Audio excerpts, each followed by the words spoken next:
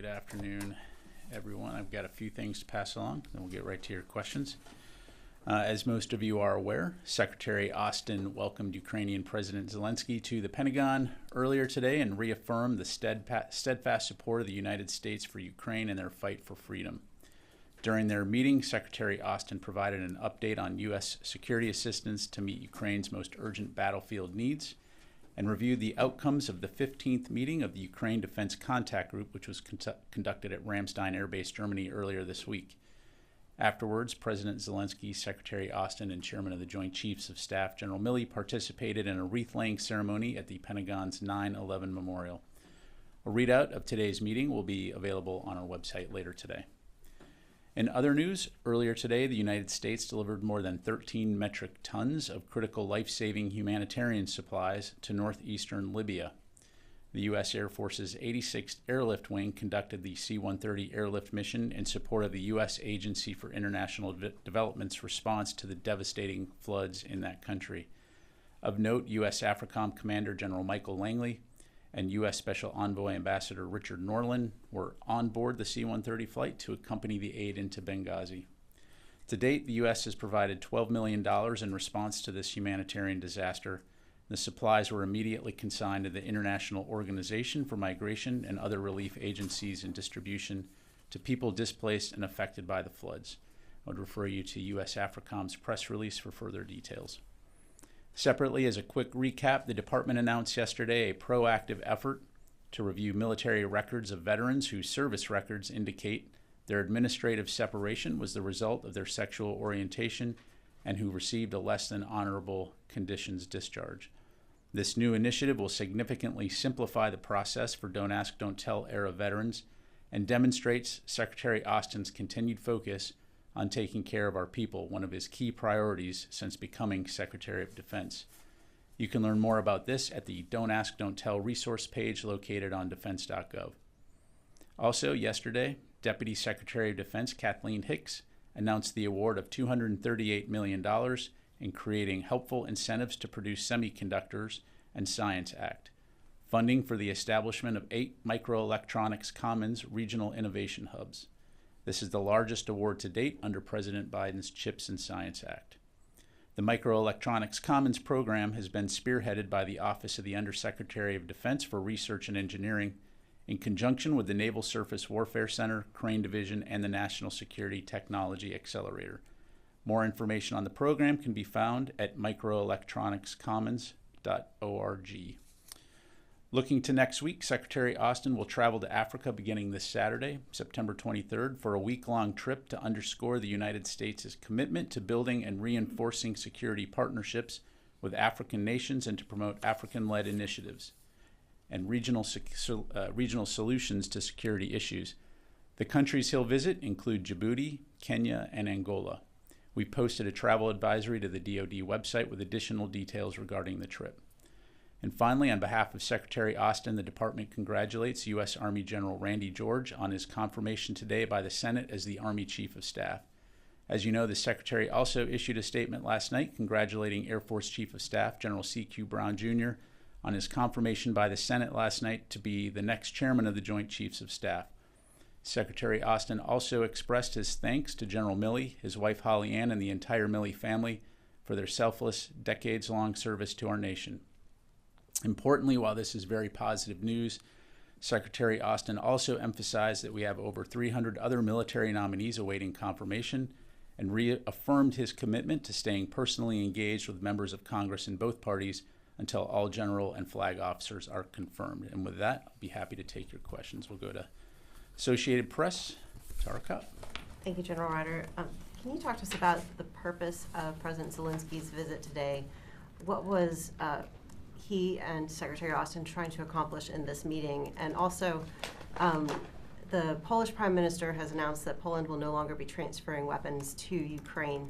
How does this create additional pressure on U.S. stockpiles or European stockpiles to keep weapons flowing there? Sure.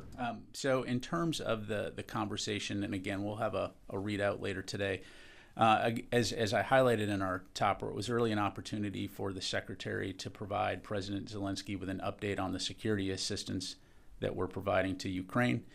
He reaffirmed that we're going to continue to work very hard with Ukraine and our international allies and partners to ensure they have what they need to be successful on the battlefield, highlighting his personal commitment and involvement in working with international leaders on that front. And then there was also an opportunity to discuss Ukraine's longer-term capability requirements and how to support them in the future in terms of deterring Russian aggression. And then on Poland, obviously, I'll refer you to Poland to speak about their own internal decisions. We've always said that it's a sovereign decision for any country to decide what level of support that they're going to provide. I will highlight, however, that Poland has been one of the leading countries when it comes to providing security assistance to Ukraine. And not only security assistance, but also in terms of providing significant humanitarian aid and support for more than 1 million displaced Ukrainians who have gone to Poland as a result of Russia's invasion. But a lot of those eastern flank nations who were very early providers of weapons were very vocal out front even a year ago that the pressures on their own stockpiles were immense. Are you concerned that ultimately it's going to be up to the U.S. to keep providing the weapons for this war? Yeah, I would point back to the Ukraine Defense Contact Group as a prime example of the fact that unity and resolve is still very strong within the international community. We had more than 50 nations participate in that contact group, the 15th contact group, as I highlighted. And so we still see very strong international support across the board when it comes to ensuring Ukraine has what they need to defend themselves. Liz. Thank you. Questions on two different topics. First, why has the U.S. not decided to send ATACMS to Ukraine, and why not send them now? Look, I don't have anything to announce. I will say that later today, the DoD will announce an additional tranche of security assistance to meet Ukraine's critical security and defense needs on the battlefield. I'm not going to get ahead of that announcement.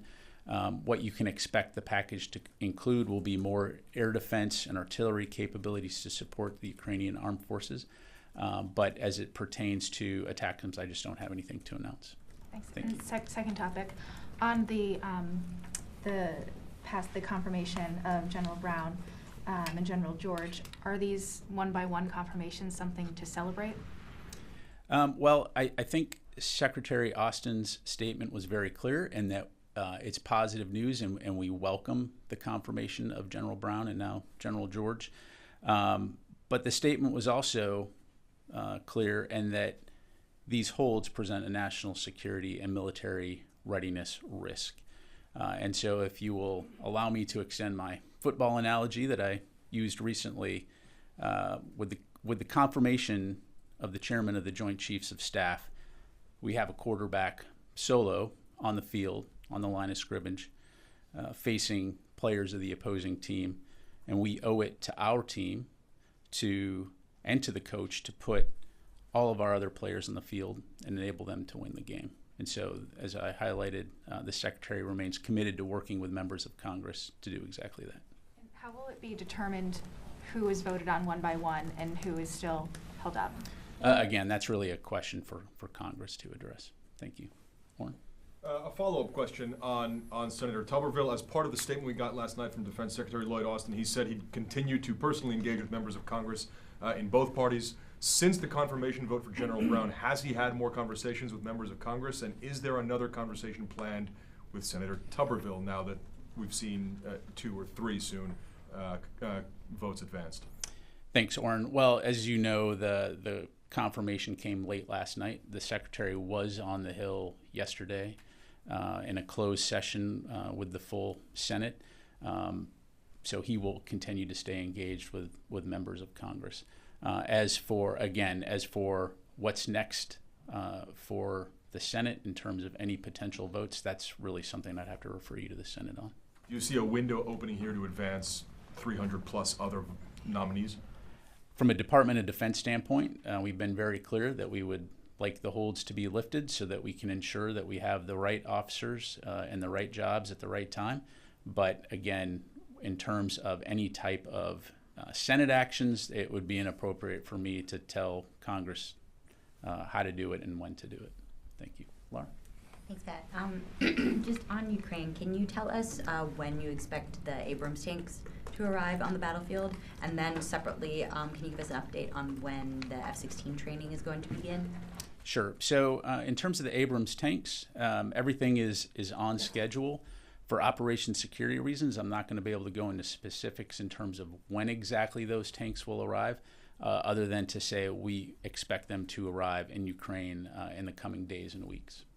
And then on the F-16 training? On F-16 training, to my knowledge, that training in Denmark has already begun, but as it relates to the training here in the United States, we do expect Ukrainian pilots and maintainers to arrive in the United States soon to conduct the initial English language training, and then the pilot training to start in the weeks after that. So again, we'll continue to keep you updated as we have relevant updates to provide. And can you tell us how the potential shutdown is going to impact that training? Is that something that typically training would not continue under a shutdown? Is that something that's important enough that the Defense Secretary would create an exemption for it?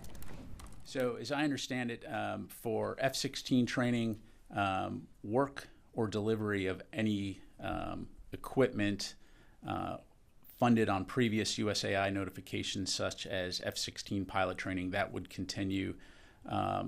Execution could be impacted by furloughs and DoD's suspension of non-accepted activities. So in other words, the training would happen, but depending on whether or not there were certain personnel that were not able to report for duty, for example, that could have an impact on it.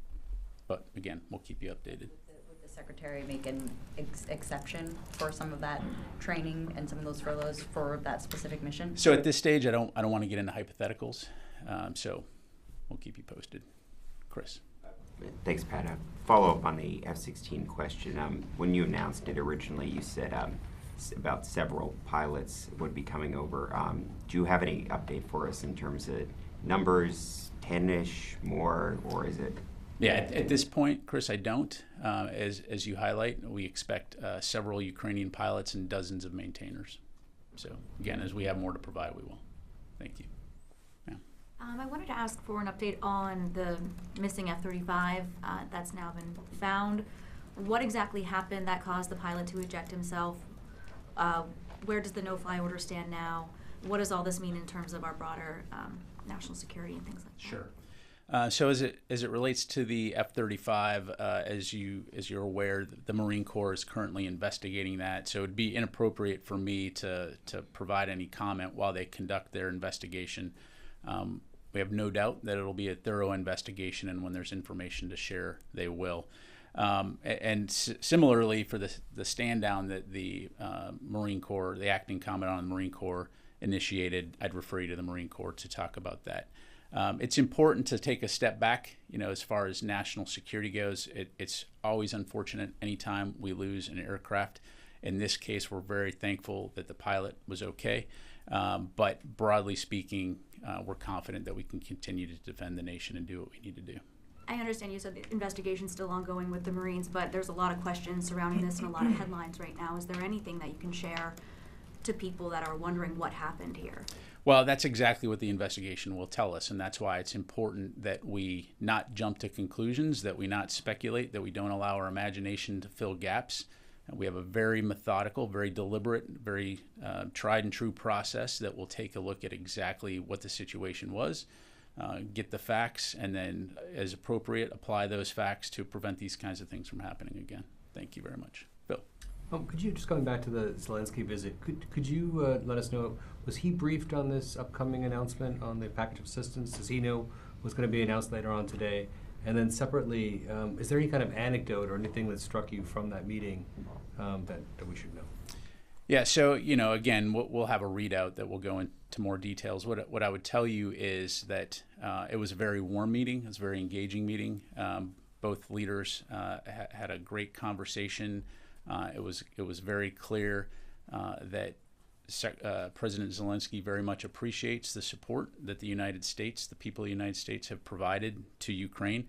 And again, as I mentioned, the Secretary gave his personal commitment to stay engaged, to work with our allies and partners to ensure that they have what they need. And just leave it at that.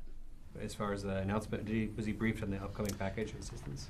Phil, what I would tell you again is that what they were focused on was an update on security assistance that we've provided, and then again talking briefly about what we will do to work with Ukraine to ensure they have what they need in the future.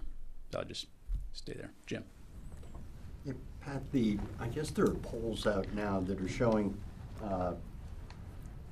eroding support to Ukraine.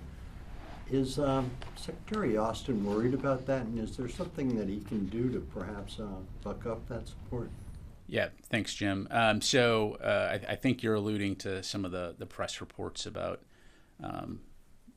congressional support as it relates to Ukraine. It was more the American people. I guess CNN came out with a poll saying roughly 50% of Americans say that we've done enough for Ukraine, which is down from like 68% at one point. Yeah. So I'll touch on both those things then. Certainly from a congressional standpoint, we have enjoyed bipartisan congressional support. We don't take that for granted, as evidenced by the Secretary and the Chairman being on the Hill yesterday to talk about the Ukraine supplemental. We will continue to work very closely with Congress to ensure they have the information they need to make informed decisions. And when it comes to the public, I think it's important, again, to reemphasize why Ukraine matters. In addition to helping our Ukrainian partners to defend themselves from unprovoked aggression, the implications not only on European security, but also on U.S. and international security are very stark. And you've heard me say before, if Russia were to succeed in eliminating Ukraine as a nation, they won't stop there. I mean, you only have to look at other gray zone efforts in places like Moldova, Belarus, Georgia, and other places to see that if they can get away with subsuming or invading other nations, their neighbors, not to include threatening NATO nations, they will. And I have no doubt that countries like China are watching and seeing how the U.S. and the international community have rallied and responded in support of and aiding Ukraine. So there's definitely a deterrent effect there as well. Thank you. Sir. Yeah, just a follow-up on the Tuberville confirmation holds. You mentioned that 300 others are still held up, and Senator Tuberville said he was pleased to have those nominees move forward on an individual basis. So does the DoD worry that confirming this batch of nominees only emboldens Senator Tuberville's holds and will make him dig in until the Pentagon rescinds or changes its reproductive health care policy with regards to travel? Yeah, again, when it comes to how the Senate handles the holds, again, I'd refer you to the Senate on the way to, what the DoD worries about is ensuring that we have qualified, capable leaders confirmed by the Senate in place so that we can carry out the mission that the nation has entrusted us to do, which is defending the nation. And so we'll continue to stay focused on working with the Hill and providing whatever information is necessary to ensure that those holds are lifted and that we can continue to do the work we've been entrusted to do. Thank you. Sir. So last month, I asked you about Pentagon language about fighting and winning our nation's wars. And I asked you, given that language in the context of Afghanistan, did we win or lose? And you said at the time, last month, that you didn't want to oversimplify our experiences in Afghanistan. This past Sunday, General Milley gave an interview to ABC News. He was asked, to characterize the withdrawal. He said, quote, "It didn't end the way I wanted it, that it didn't end the way any of us wanted it," unquote. And then he goes on to say, quote, "In the broader sense, the war was lost. We were fighting the Taliban and their allies for 20 plus years." So my question is this the personal view of General Milley, or is this the view of the Department of Defense? And given this, can you now say whether, is it a win or loss? Yeah, thanks, James.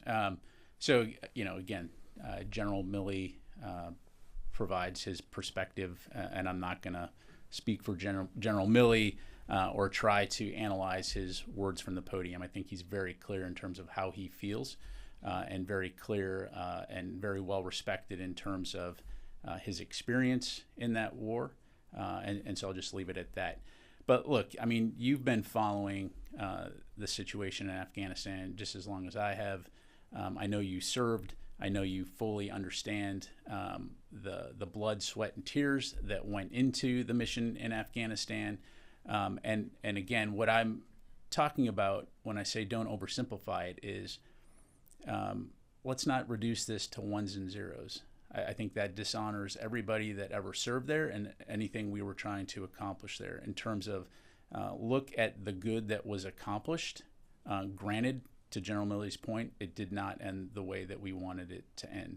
But you also cannot discount the efforts that servicemen and women, the interagency, the world actually, what we did and what we were trying to do to help support the people of Afghanistan and also regional security and stability when it came to the broader reason we were there in the first place, which was when Al-Qaeda attacked the United States on 9/11, which was planned from inside Afghanistan, and to be able to stop and check that external threat of terrorism, we did that. We accomplished that.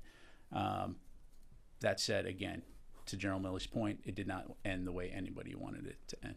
Thank you, sir. Thank you, sir. On the Abrams, can you tell us what the immediate impact will be on the Ukrainian counteroffensive, and do you believe this will be a catalyst that could change the pace of the counteroffensive? Yeah, thanks for the question. So, I mean, that'll really be up to the Ukrainians.